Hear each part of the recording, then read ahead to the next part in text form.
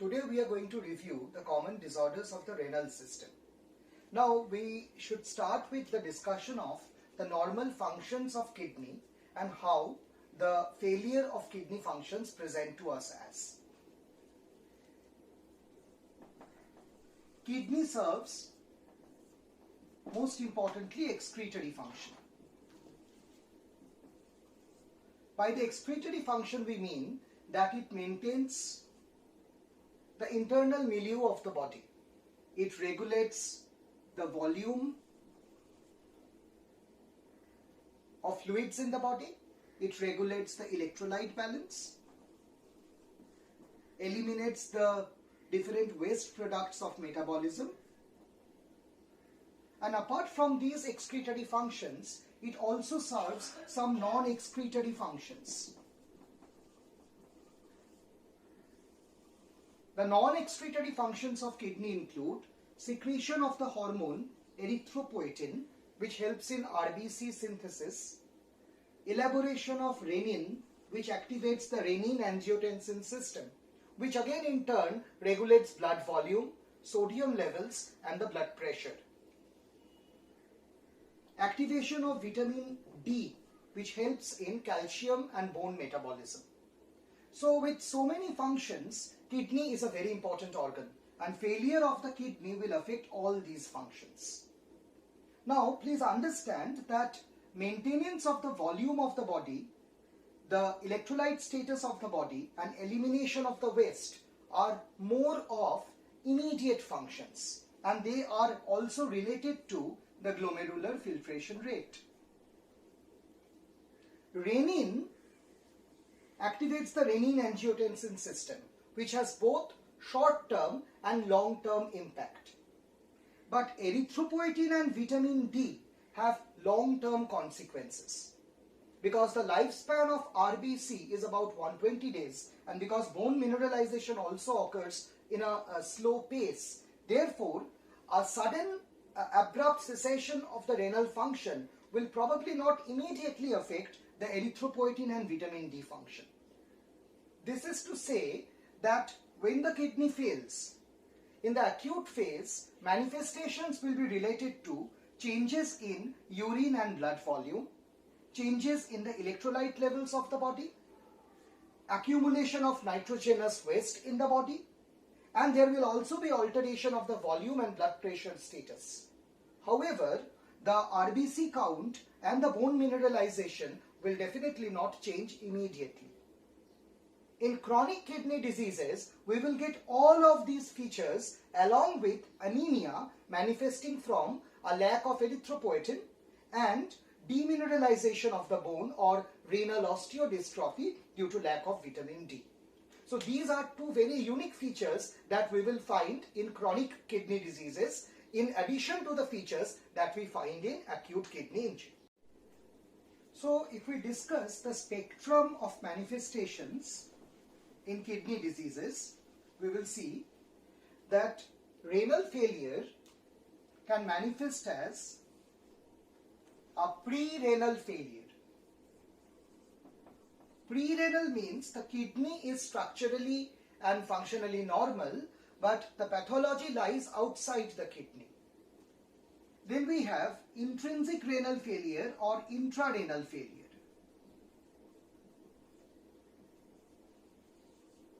And when the cause lies outside the kidney but along the downstream pathway of the renal tract, that is the pelvis of the ureter, bladder and urethra, it is called post-renal. To simplify this, pre-renal failure means the glomerular filtration rate is decreased, but the kidney is not the prime reason for this decrease. For example, if a person suffers from shock or if a person suffers from an acute left ventricular failure, blood supply to the kidney will be low. And because of the decrease in the blood supply, the glomerular filtration rate will also be low. So here the kidney is not the primary pathological organ. The primary pathology lies in the circulatory system or in the heart, and the kidney has been secondarily affected. This is called pre-renal failure. So common causes will be left ventricular failure or hypovolemic shock.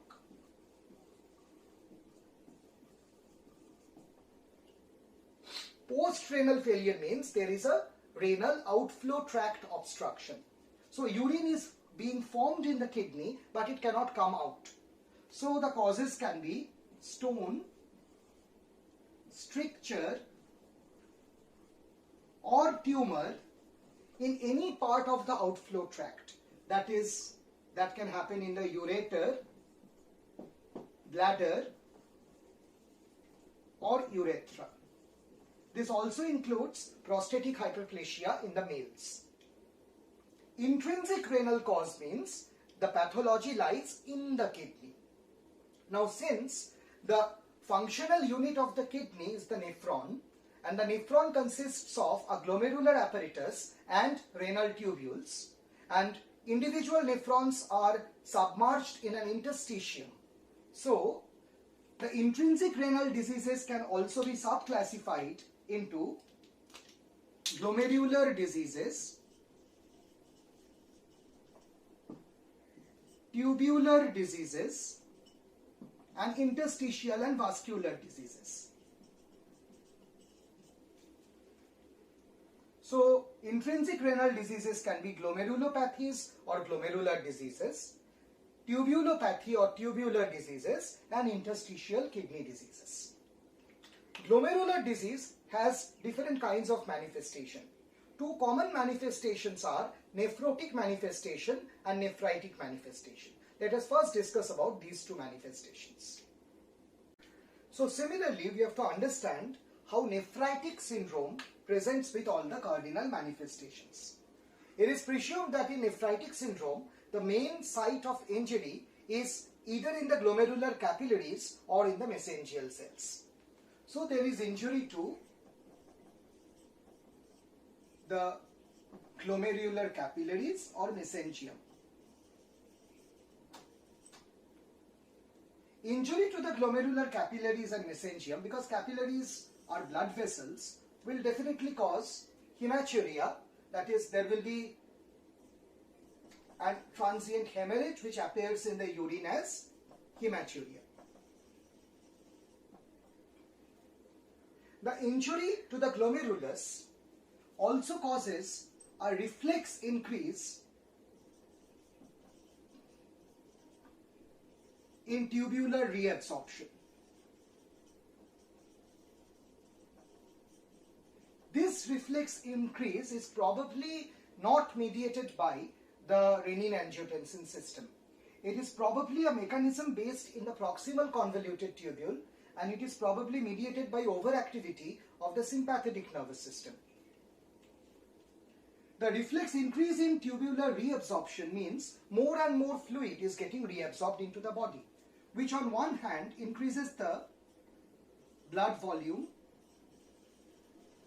on the other hand it decreases the urine volume. The decrease in the urine volume will manifest as oliguria. Now, the injury to this vascular structure causes some degree of inflammation, which leads to exudation, and also certain degree of protein leak, leading to mild proteinuria.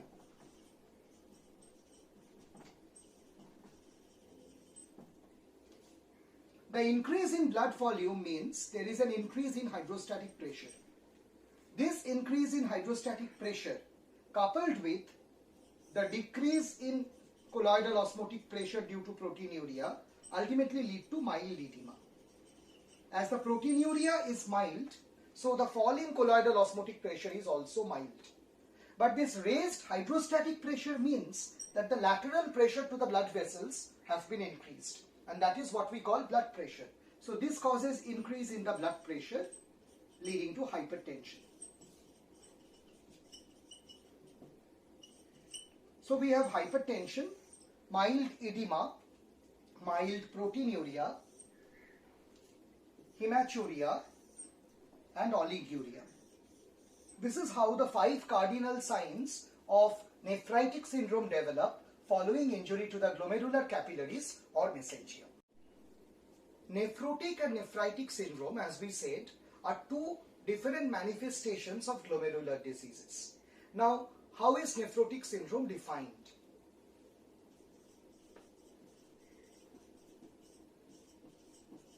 Nephrotic syndrome is defined as a constellation of a few clinical features and laboratory findings. So this includes massive proteinuria,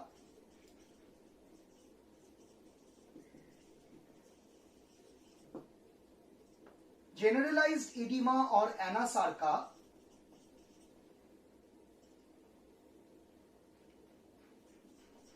dyslipidemia or hypercholesterolemia,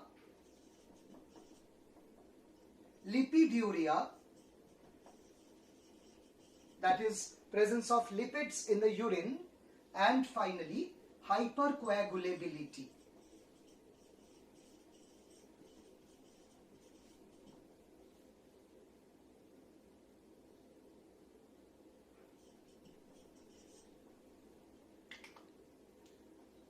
And nephritic syndrome has a different kind of manifestation.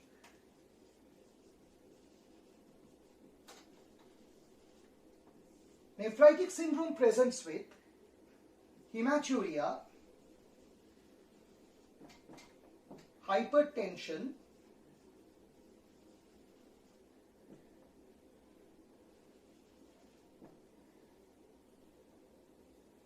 mild proteinuria,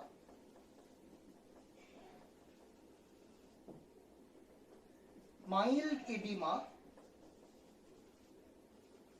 and oliguria.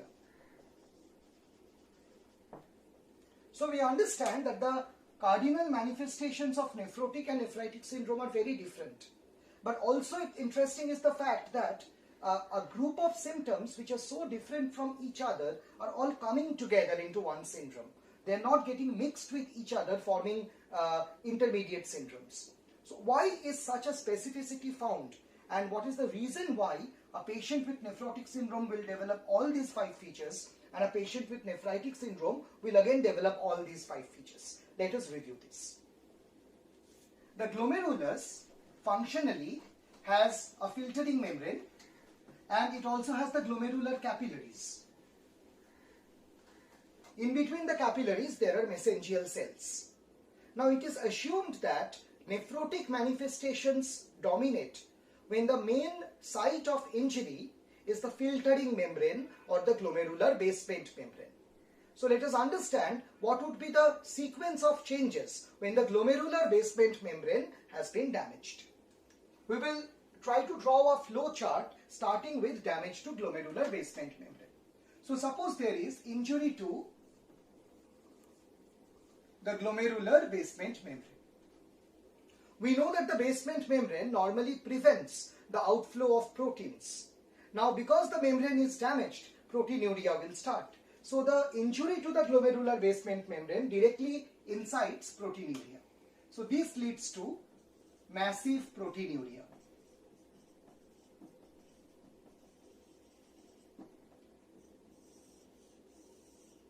Different types of proteins go out of the body, most important being albumin. So there is loss of albumin. Some globulins are also lost. So for example, there is loss of antithrombin 3. It is an inhibitor of the coagulation cascade.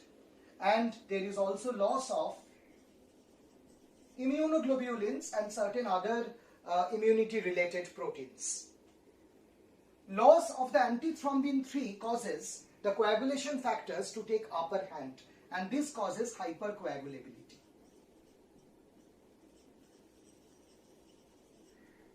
There are also many other factors that lead to hypercoagulability. Loss of immunoglobulin will lead to a compromised immune system. And this will lead to recurrent infections. Respiratory infection and peritonitis are very common in patients suffering from nephrotic syndrome. Loss of albumin has many consequences. As one consequence, for example, loss of albumin will lead to a reduction in colloidal osmotic pressure.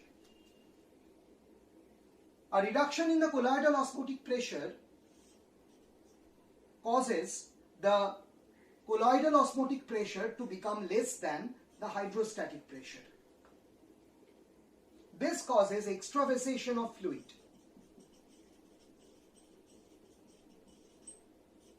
This will lead to edema or anasarca. And the extravasation also causes reduced circulatory volume, which will activate the renin-angiotensin-aldosterone system. This causes increase in fluid uptake along with sodium, and this increases the hydrostatic pressure. So loss of albumin coupled with activation of the renin-angiotensin system finally lead to an alteration in the colloidal osmotic pressure and hydrostatic pressure across the capillaries and lead to progressive edema. And then the question comes, how will dyslipidemia and lipiduria occur? Now the theories related to dyslipidemia are varied. We exactly do not know how this happens.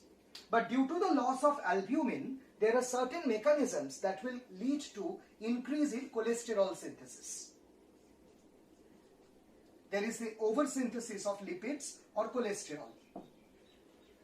This may be partly because loss of albumin causes loss of thyroxine function and synthesis due to loss of iodine as well. And this subclinical hypothyroidism that sets in might be responsible for oversynthesis of cholesterol. According to other theories, the lack of the oncotic pressure along with lack of the building blocks of protein lead to oversynthesis of lipoproteins in the liver that can also lead to increased cholesterol. Whatever be the mechanism, there is hypercholesterolemia, and because the filtering membrane is already damaged, the cholesterol appears in the urine as fatty cast, and therefore this also causes lipiduria.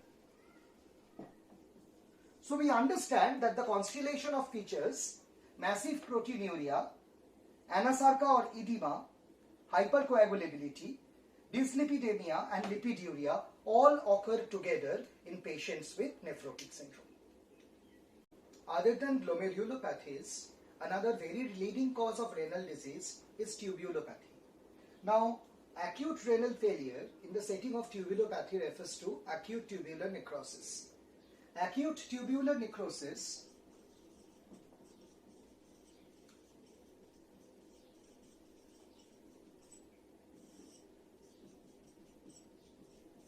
is a very important cause of acute kidney injury or acute renal failure. Let us now understand what this is and how this happens. Acute tubular necrosis refers to a diverse group of etiologies which can lead to necrosis of the renal tubular cells. Most commonly it affects the proximal convoluted tubular cells. So what are the agents that can cause acute tubular necrosis? Broadly, there are two types of agents that can cause acute tubular necrosis. Ischemia, which leads to the ischemic acute tubular necrosis, and nephrotoxins, which cause the toxic acute tubular necrosis. The nephrotoxins can again be endogenous nephrotoxins and exogenous nephrotoxins.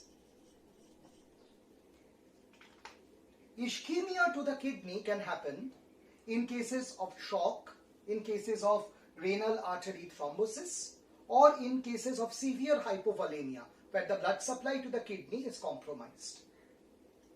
Nephrotoxins can be both endogenous and exogenous.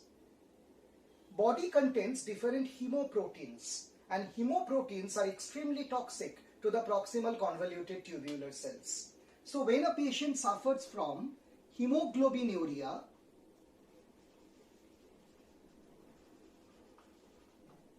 or myoglobinuria, it can lead to an acute renal shutdown. Exogenous toxins can be nephrotoxic drugs. There are different nephrotoxic drugs. So drugs like vancomycin, cephalosporins, or certain antiretroviral drugs can be extremely nephrotoxic in nature. They can also include various contrast media, mostly the iodine containing contrast media that are used for radiological investigation. These contrast media can cause tubular injury, and later on we shall see can also precipitate interstitial nephritis. Now, whatever be the kind of etiology that is leading to acute tubular necrosis, how are the manifestations of renal failure developing in a patient with acute tubular necrosis? Let us see this. When the renal tubules are damaged by any kind of etiology, be it ischemia or toxin, then what are the sequence of events that will happen? So, ischemia or toxin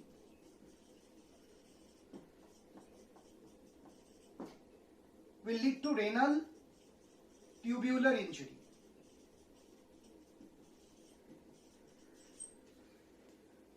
Now, this renal tubular injury sets off a sequence of events.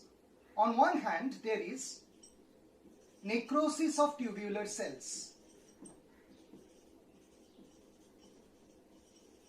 These necrosed tubular cells aggregate and precipitate in the tubules.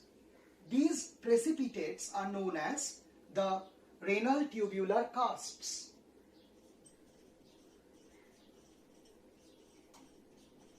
They occlude the tubular lumen, and therefore the urine that has been filtered cannot come down. So it will directly lead to a decrease in the glomerular filtration rate. Renal tubular injury also activates an intrarenal renin-angiotensin system. This causes accelerated sodium-water reabsorption, which further reduce the glomerular filtration rate. Now, this also causes damage to the tight junctions of the renal epithelial cells. So, this damage in the renal epithelial cell causes tubular backleak.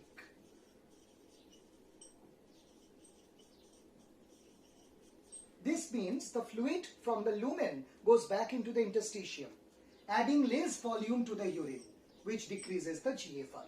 And ultimately all these will lead to oliguria.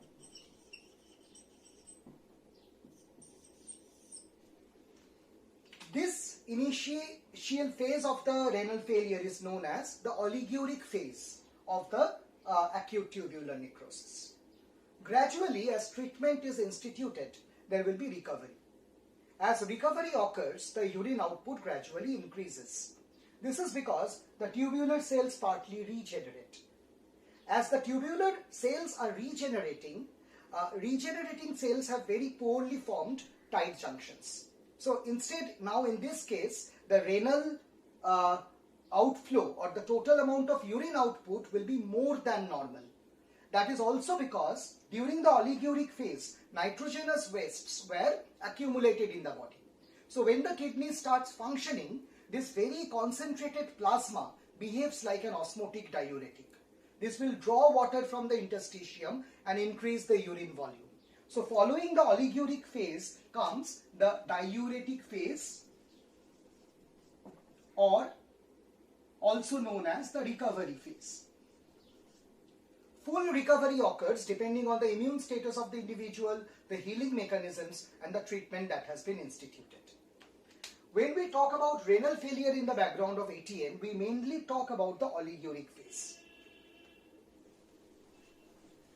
A patient after recovery from the oliguric phase and who is yet not fully recovered may maintain a low normal GFR, that is sometimes referred to as the maintenance phase.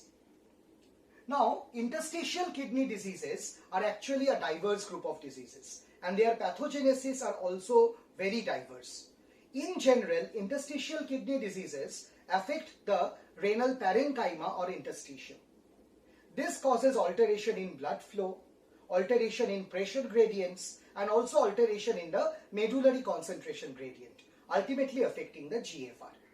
So we understand that renal disease can manifest as a pre-renal disease, intrinsic renal disease, and post-renal disease. The intrinsic renal disease again can be a glomerular disease, a tubular disease, and an interstitial disease. In the clinical setting, most patients with acute kidney injury suffer from acute tubular necrosis, followed by the glomerulopathies. Now we will review the clinical features of patients with acute renal failure and the protocols for investigation and management. As we have mentioned before, that in the acute phase of the renal failure, the glomerular filtration rate will be affected. Therefore, the main manifestations will be in relation to the accumulation of nitrogenous waste, hypervolemia, alteration in the blood pressure, and electrolyte levels. And this is how a patient will present to us. The accumulation of nitrogenous waste in the body is also known as azotemia. So azotemia is a biochemical terminology. It refers to accumulation of nitrogen containing waste products in the blood. This accumulation leads to a number of clinical features. These clinical features are known as uremia. So uremia refer to the clinical features that are caused by azotemia. Now, when a patient has presented to us with renal failure, how will the patient clinically present? These azotemic toxins or uremic toxins that accumulate in the body have very specific affinity to injure certain parts of the body. These chemicals are highly irritant, so they irritate serous linings of the body and endothelial cells. So serous cavities become inflamed, endothelial cells and vascular linings also become inflamed. Additionally, these chemicals can also reach the brain. It can irritate the chemoreceptor triggered zone, causing nausea and vomiting. So how will this patient present again? The patient might present with features of the CTZ stimulation or GI tract afferent stimulation, and this will present with nausea and vomiting. This in the long run will lead to anorexia.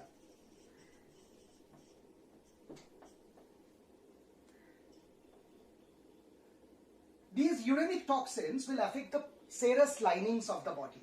So in the pleura, it causes uremic pleuritis, which can lead to pleural effusion. Similarly, in the pericardium, it can lead to uremic pericarditis, ultimately leading to pericardial effusion. The volume accumulation as well as peritoneal irritation can lead to ascites. The activation of renin-angiotensin system and accumulation of fluid in the body due to reduced GFR will lead to increase in blood pressure or hypertension. Along with this, injury to small blood vessels will lead to easy bruisability, and there may be bleeding manifestations. So there are different ways by which the patient can present to us, and these are some of the mechanisms of presentation. Uremic toxins also irritate peripheral nerves. This can present as peripheral neuropathy, or it can even irritate the splanchnic nerves, and this can lead to an intractable hiccup which cannot be relieved by traditional procedures. So once the patient is found to present with these manifestations, what are the other signs that we look for? It's important to look for the pulse apart from the blood pressure, because the electrolyte disorders, particularly potassium disorders or magnesium disorders, can lead to different kinds of arrhythmia that may be manifested in the pulse as well as in the electrocardiogram. When we investigate a patient, it's important that we understand a few renal indices which are very specific for investigation of the renal failure. When we investigate a patient with renal failure, one important parameter is measuring the serum creatinine and serum urea. After the onset of an acute kidney injury, the first chemical that probably rises in blood is potassium. So potassium is a very early marker of renal injury. However, it is not very specific for kidney causes. the parameter to rise next is probably renal creatinine, and serum creatinine rises because of non-excretion. Much later, there is a rise in urea. Sodium level has a very variable distribution in renal diseases. It can rise, it can remain normal, it can even fall based on various other compensatory mechanisms that operate in the body. So it's customary that we measure serum potassium and serum creatinine along with serum urea.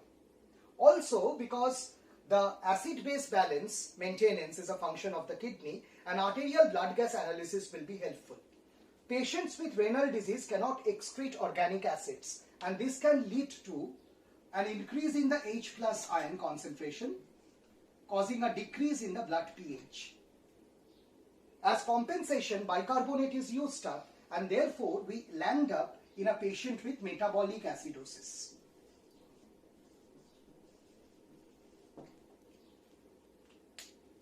Now, what are the specific renal indices that can be measured to differentiate between the different types of renal failure? One important index is the urinary excretion of sodium, also called UNA, and it is measured in milliequivalents per liter. Understand that if this is the Bowman's capsule and these are the renal tubules, and if this represents the glomerulus,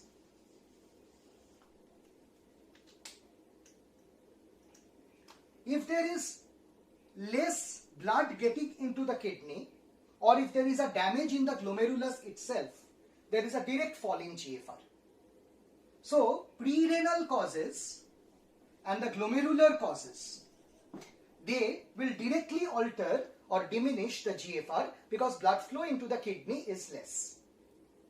Whereas, in tubular causes, the tubular cells are damaged. The main mechanism by which here the GFR is reduced is by occlusion of the renal tubule by cast. But before this occlusion occurs, the tubular cells are damaged, so reabsorption is hampered. As a result, in glomerular and pre-renal diseases, we find that when whatever small amount of urine is formed, the reabsorption of sodium is intact.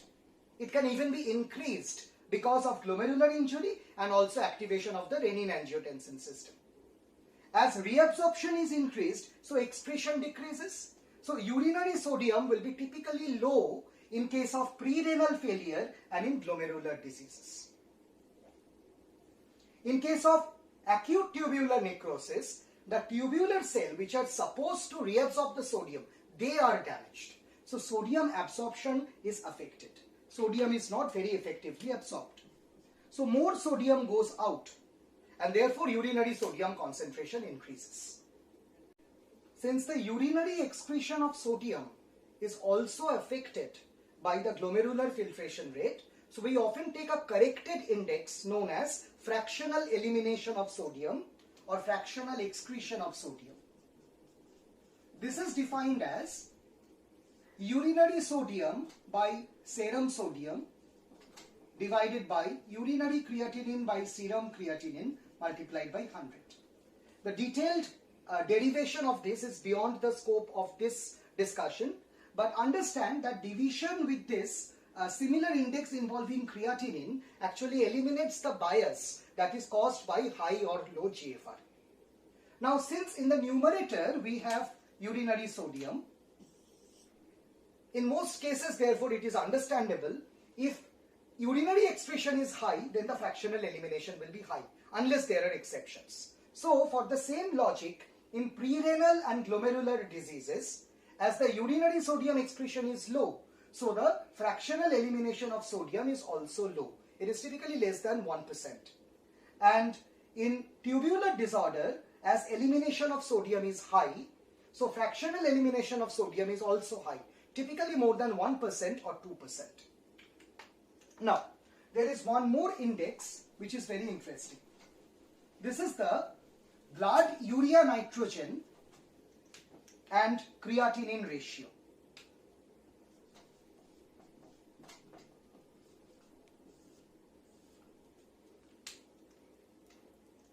Again, if we draw a schematic renal tubule with a glomerulus, normally through the renal tubule, urea is partly reabsorbed. Not exactly in the PCT, but it is reabsorbed. Similarly, normally in the renal tubule, creatinine is partly excreted. This is a normal phenomenon, and this maintains the normal ratio of BUN is to creatinine in the blood, which is normally typically less than 10:1. As there is a renal failure, excretion of both creatinine and urea suffer.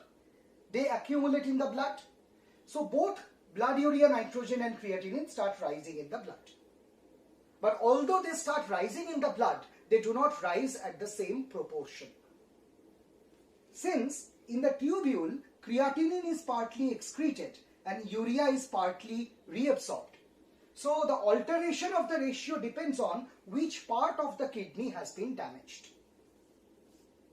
If it is a pre-renal or glomerular pathology, understand that GFR is low, but beyond that everything is normal. So although creatinine and urea both are rising in the blood, part of the creatinine is getting excreted and part of the urea is also getting reabsorbed. This means that in the blood there is a slight reduction in creatinine and a slight elevation of BUN that is over and above the proportion. As the numerator increases and the denominator decreases, this means that the ratio becomes more than expected, and this ratio often crosses 20:1. Whereas in intrinsic renal disease where the tubule is damaged, as in acute tubular necrosis, creatinine cannot be excreted, urea is also not significantly reabsorbed. So the rise in urea is not very prominent, the fall in creatinine is not exaggeratedly prominent, and the ratio remains less than 20:1. Different staging systems of acute kidney injury. One popular staging system is using the Rifle criteria. Rifle is an acronym. Rifle is an acronym for risk, injury, failure, loss, and end-stage renal disease or end-stage kidney disease. And this staging can be done based on the serum creatinine level, based on the GFR decrement, and also based on the urine output. I am discussing based on the serum creatinine level. When the serum creatinine level is elevated to more than 1.5 times of the normal, the patient is said to be in a renal injury risk. When this elevation is more than 2 times of normal, patient is said to be suffering from renal injury. When this elevation is more than 3 times, patient is said to be in acute renal failure. If this failure continues for a duration of more than 4 weeks, it is said to be renal loss. And when this extends to more than 3 months, it is said to be end-stage renal disease or end-stage kidney disease. So how do we treat a patient presenting with acute kidney injury? After the patient is hospitalized, we do monitoring of the vital signs, do a basic laboratory workup to understand the electrolyte and volume status and condition of the cardiovascular system. After that, we start the patient on certain drugs for symptomatic relief and also start to find the etiology of the renal failure. Now the GFR can be symptomatically increased by using a loop diuretic. Drugs like furosemide can be used in this regard. Along with this, we have to treat the metabolic acidosis already present. Acidosis can be treated simply by improving the GFR. We can improve the acidosis by dialysis, or sometime a slow infusion of sodium bicarbonate may be necessary. After management of the acidosis, we will manage any electrolyte disorder that is present. A common electrolyte disorder that complicates renal failure is increase in serum potassium. Hyperkalemia can be urgently treated by using insulin and glucose infusion that forces potassium into the cell. This can be augmented by nebulization of a beta-2 receptor agonist like salbutamol. The cardiac effects of potassium can be neutralized by injection calcium gluconate. For a chronic maintenance therapy, ion exchange resins like sodium polystyrene sulfonate can be used with diet. Disorders of other electrolytes have also to be monitored and treated. Hyperuricemia can be treated by dietary restriction as well as by using xanthine oxidase inhibitors like febuxostat or allopurinol. Dialysis may be needed, and we will discuss in detail about dialysis in our discussion of chronic kidney diseases. And as in every case, if the etiology is found and there is a cure to the etiology, that must be addressed. I hope you liked this video on acute kidney injury. We'll very soon make and release a video on chronic kidney injury. If you like this channel, do subscribe. Thanks for watching.